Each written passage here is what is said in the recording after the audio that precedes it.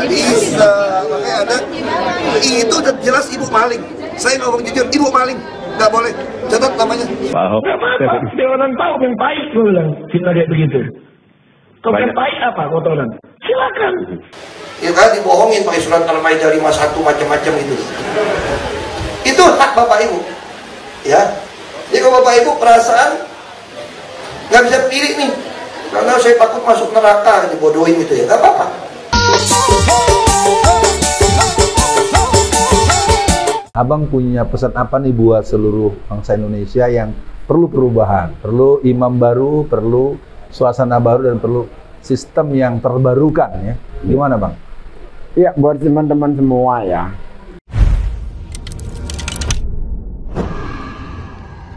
Yang pertama yang sudah mengenal Anies, bergeraklah di semua, di tetangga, teman, semua, tentang program-program yang sudah dilakukan. Banyak sekali itu, rekam jejak Anies itu banyak sekali. Lalu perkuat soliditas. Di dalam kita berjuang itu, yang kita inginkan adalah kemenangan. Kemenangan ini bukan kemenangan Anies secara personal, bukan. Kita bukan sedang mendukung Anies, seorang Anies Baswedan, bukan. Kita sedang menitipkan harapan kepada orang yang layak kita titipkan harapan. Jadi kalau ada orang lain yang kira-kira sepadan, nggak masalah gitu. Kalau sepadan, problemnya hari ini yang layak adalah Anies. Kan gitu. Karena dengan sistem, kata orang katanya kalau pendukung itu kadang-kadang suka kehilangan objektivitas. Gimana Bang? Ya tinggal dibuktikan saja.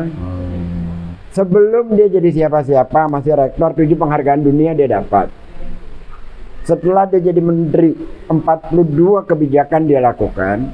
Salah satunya yang membuat kita semua pusing setiap tahun, ujian nasional dihapuskan.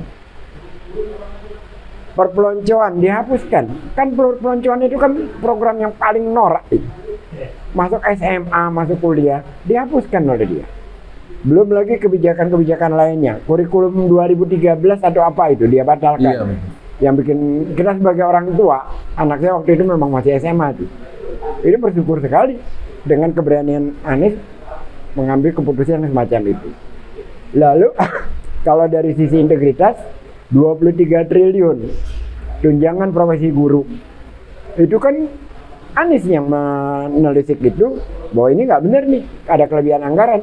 Dia kirim surat ke Kementerian Keuangan. Dan itu akhirnya baru ditarik ulang gitu. Itu kan temuannya dia di lain hal-hal.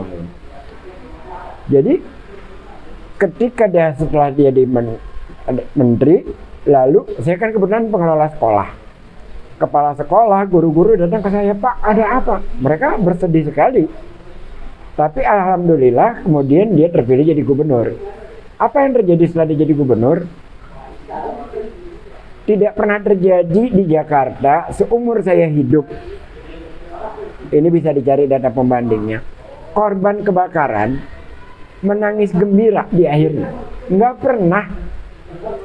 Orang kena kebakaran, pemerintah datang kasih bantuan makanan, apa selesai.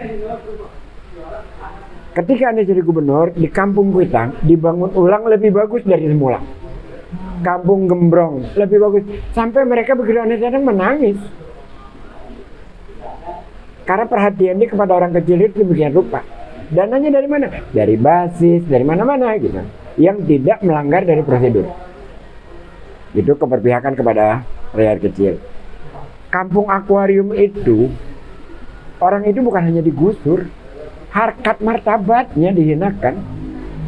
KTP dicabut, surat kartu keluarganya dicabut, dihilangkan, akses air bersih nggak dapat, listrik apalagi. Dia lahir di situ, bapaknya lahir di situ, keluarganya lahir di situ, menjadi warga Jakarta, menjadi warga negara Indonesia seperti tidak punya warga negara.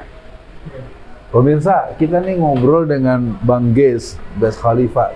Kita mau tanya, abang nih memang pegawai Pemda ya? Nggak, kayaknya penguasaannya detail banget gitu. Nggak, kalau saya itu, kan dia udah bilang tadi, saya itu dididik oleh Cak Nur, Fahri Ali. Arif Budiman. Ketika saya bicara dengan mereka itu kadang-kadang tuh kalau saya salah ngomong itu pertanyaannya tuh sinikal. Buku apa yang kamu baca? Jadi Artinya gini, kita nggak baca buku. Jadi gini bang, maksudnya aneh. Nah kalau saya ngomong kayak gini, Iya. saya udah bicara ada datanya. Iya, artinya sebenarnya aneh begini sebenarnya maksudnya. Iya. Dahsyat banget gitu ya.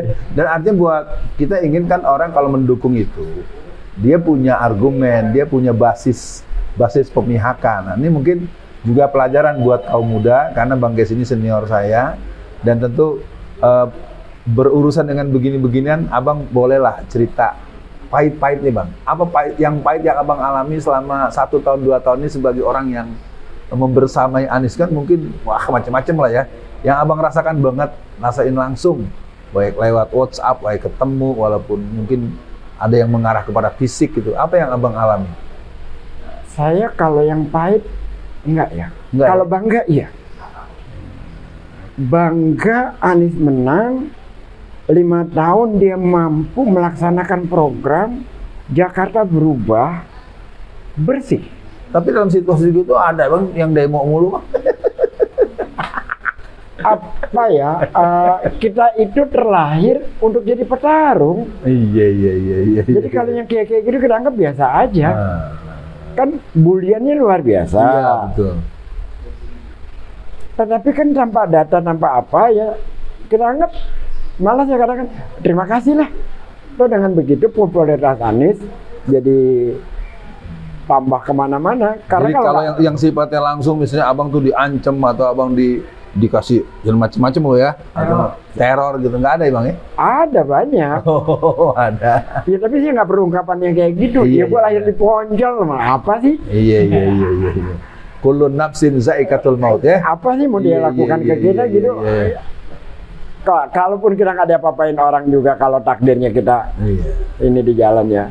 Udah, pokoknya berserah diri aja gitu loh. Tapi menghadapi yang kayak gitu tuh depan mata ya, dari masih kecil tuh ngeliatnya depan mata. Jadi kalau yang kayak gitu sih cuman kampungan. Nggak penting untuk dipikirin gitu. Bang, memang. Ada satu hal. Nah, silakan.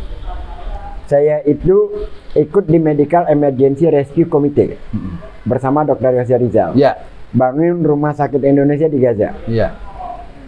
Ada beberapa teman kita, relawan kita yang tertangkap Israel. Di antaranya namanya perempuan Nur Fitri Tahir. Kita panggilnya Upi. Kebetulan dia anak rektor saya deh. Lalu kita rapat di Mercy. Apa kata Dr. Yosya Rizal? Kan waktu itu rame TV wawancara. Jangan ada yang dari Mercy menitikkan air mata di depan musuh. Jadi semua itu relawan Mercy yang diwawancara setelah selesai mereka dari tahanan, nggak ada yang menangis, jadi drama, nggak ada. Nggak ada yang drakor lah Nggak ya. ada. Itu Dr. Yose menyatakan langsung dan sangat menginspirasi. Jangan pernah menitikkan air mata di hadapan musuh. Ketika Anies diperlakukan seperti ini, ya kita lawan. Kita tidak pernah minta dikasihani, nggak seperti kata si Dede playing victim. Kita cuma bicara ini loh, tidak pernah ada gelar perkara di KPK sampai 19 kali. Itu fakta. Lalu si Dede PSI itu katakan bahwa ini playing victim. Ya memang dia apa ya, oportunis, anak muda dukung penguasa. Kan anak muda biasanya oposisi. Ya udahlah, kita anggap yang kayak gitu ya udah. Dia tidak punya kekayaan mental untuk hidup seperti zaman saya muda dulu. Saya, dan bukan hanya saya, banyak orang lagi yang lainnya siap untuk tidak punya apa-apa. Bang, ada nggak keyword kata kunci yang membuat abang begitu tegar, begitu gembira, sumringah untuk mendukung Anies? Apa bang passwordnya atau keywordnya? Jangan maling. Kasih anak-anak kita makanan yang halal. Allah. Luar biasa pemirsa, bikin gue nggak tahan. Ya sederhana aja gitu loh. Kalau kita nggak maling, anak kita kasih makanan yang halal, kita udah berikhtiar. Ya selanjutnya tawakal. Apalagi yang perlu kita takutin itu kan. Pemirsa, kita mau flashback dikit, mudah-mudahan Bang Ges mau nih ya. Bang Ges kan dulu waktu masa-masa Pak Jokowi diangkat jadi presiden, Bang Ges kemudian dikenal sebagai pendukung Ahok nih. Ini pemirsa biar tahu, biar clear gitu kan, pendukung Ahok itu bagaimana sih sebenarnya ceritanya, terus bagaimana akhirnya gitu Bang. Jadi gini, agak panjang ini. Jadi pilkada DKI itu kalau nggak salah ingat ada 5 calon berawal. Ada Pak Fauzi Bowo, ada Faisal Basri, Jokowi, Hidayat Nur Wahid, lalu ada Alex Nurdin, terus ada satu lagi, 6 kalau gitu. Lalu saya ditemui oleh Faisal Basri, juga ditemui oleh Ustadz Hidayat Nur Wahid. Jadi saya dan keluarga, saya memilih Faisal Basri, anak-anak saya minta tolong pilih Ustadz Hidayat, kira-kira gitulah, berbagi suara kepada teman. Di putaran kedua, saya antara Fauzi Bowo dengan Jokowi, saya memilih Fauzi Bowo. Anak-anak saya memilih Pak Jokowi. Saya dengan tanpa ini ya, rasa keinginan penuh, ya udahlah Fauzi Bowo aja lah, karena saya tidak punya tingkat kepercayaan yang cukup tinggi terhadap Pak Jokowi itu, nggak punya dari awal ya. Dari awal. Lalu Jokowi kan jadi gubernur terpilih, wakilnya Ahok.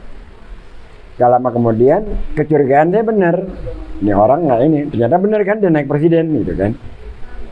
Lalu ditolaklah Ahok dari wakil gubernur jadi gubernur. Ya saya protes dong. Karena secara undang-undang nggak ada.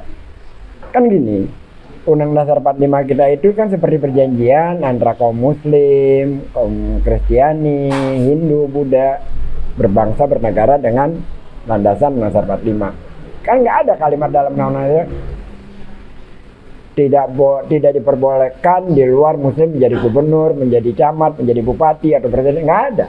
Semua orang punya hak.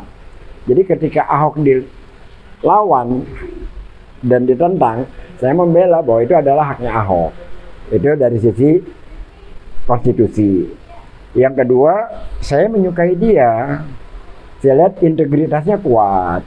Dia menyatakan pembuktian kekayaan secara terbalik. Dia melawan elit partai. Belum pernah terjadi kan, ada gubernur kayak gitu. Menarik lah buat saya itu.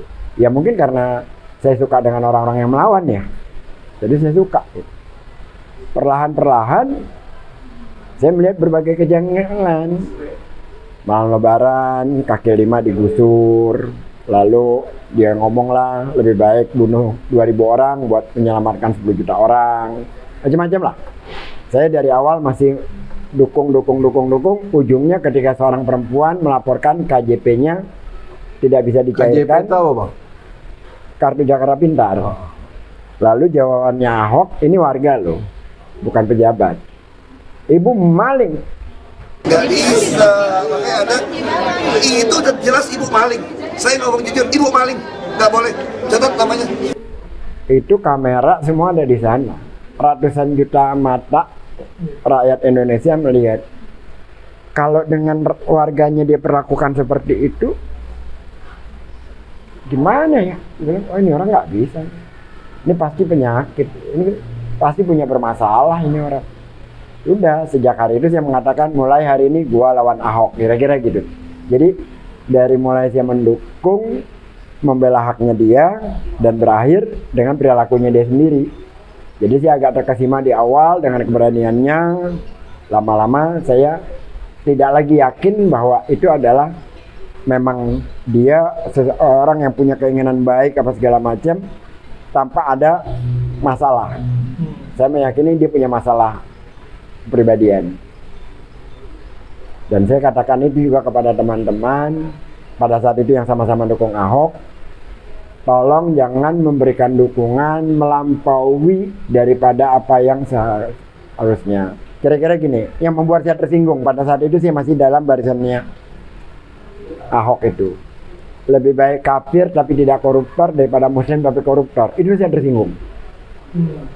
Karena itu kan mengeneralisasi seolah-olah semua orang Islam koruptor dong.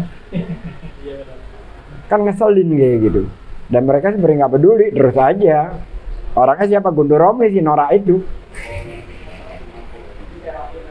Jadi itu saya yakin salah satu yang membuat Ahok kalah ya mereka itu sendiri. Baik. Pemirsa, kita akan sudahi dengan dua hal. Yang pertama, kita ingin mendapatkan keyakinan bahwa Pak Anies Baswedan akan ikut dan akan menang dan dilantik sebagai Presiden 2024-2029. Tapi apaan tuh Bang yang bikin kita yakin? Nanya. Sekian kali ya Anies itu mengalami masalah yang tidak ada jalan keluarnya terjadi. Kalau ke belakang lagi, Anies itu tidak punya harapan jadi gubernur. Di hari terakhir 3 partai yang mendukung dia pindah tempat. Udah nggak jadilah sudah. Tiba-tiba jadi. Dan setelah itu dalam proses pilkada surveinya sama kayak sekarang nomor 3. Sama, ini kita udah lalui sebelumnya. Gitu. Pengulangan ya. Pengulangan aja dari cara-cara yang mereka lakukan. Yeah. Dan akhirnya menang. Banyak hal gitu. Jadi kalau terkait Anies, saya merasa yakin bahwa kita beruntung Allah memberikan orang baik di depan kita. Tergantung kitanya aja. Pemirsa, kelihatannya saya juga sama. Saya sudah ketemu dengan Bang Geis. Mungkin kalau dalam waktu tertentu saya jumpa dengan Pak Anies, saya akan mengatakan pertemuan saya yang kedua kali, yang sekarang adalah dengan Pak Anies juga. Tapi inspirasinya. Penutup Bang. Mungkin agak melompat pertanyaannya. Terlepas bagaimana, tentu ini penting untuk saya Alfian Tanjung. Apa nih Bang nasihat Abang buat saya? Walaupun kita jarang ketemu, paling nggak kan tawasobil haq, tawasobil sabr, wa tawasobil marham. Aduh, saya suruh nasihatin orang paling berat gitu. Kita sama-sama saling menasihati aja. Kita sama-sama harus tetap berlapang dada, itu yang utama. Apapun yang terjadi pada kita, jangan pernah lemah dalam ikhtiar. Hasil akhirnya tawakal. Kewajiban kita berjuang, bukan menang, saudara. Intinya jalankan saja perjuangan. Menang kalah urusan Allah. Jika kamu sekalian menolong Allah, membela Allah, memenangkan agama Allah, yang surkom, niscaya Allah pasti memenangkan kamu sekalian. Kita hari ini benar-benar memberikan tanda bintang-bintang, yang bintang tersebut akan dilantik pada bulan Oktober 2024. Dan kepada Bang Geis, saya Alfian Tanjung dengan kru mengucapkan terima kasih dan Assalamualaikum warahmatullahi wabarakatuh. Pemirsa, kita jumpa di Uat Bertamu di edisi yang berikutnya. Mudah-mudahan bisa nanti langsung bertemu dengan Bapak Presiden Republik Indonesia 2024-2029. Assalamualaikum warahmatullahi wabarakatuh.